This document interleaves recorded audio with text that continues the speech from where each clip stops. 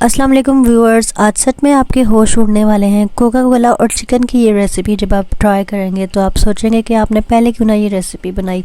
बहुत ही टेस्टी बनती है ये रेसिपी। तो चलिए आइए स्टार्ट करते हैं। एक वॉक में हाफ़ कप ऑयल डालिए और इसमें आप dried brown onion 2 tablespoon add कीजिए। आप फ्रेश अनियन भी ले सकते हैं।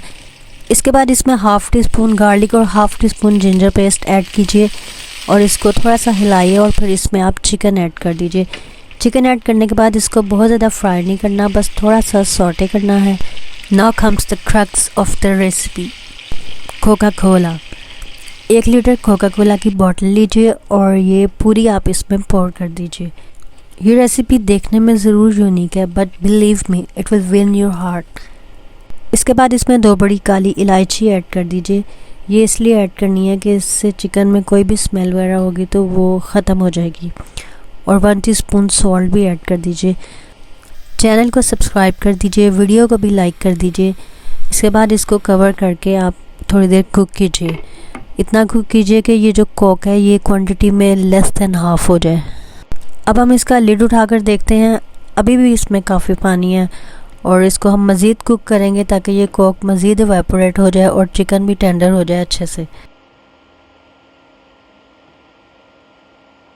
तो जी ये हमारी कोक काफ़ी हद तक इवेपोरेट हो गई है। अब इस पॉइंट पर हम इसमें half cup chilli sauce add करेंगे और सोया सॉस ऐड करेंगे 3 टेबलस्पून्स। इन दोनों के एडिशन से चिकन का जो फ्लेवर एनहांस होगा कोक के साथ मिलकर, दैट कांट बी एक्सप्लेन्ड। अगर आप इसको ज़्यादा स्पाइसी करना चाहते हैं तो रेड चिली पाउडर भी ऐड कर सकते हैं।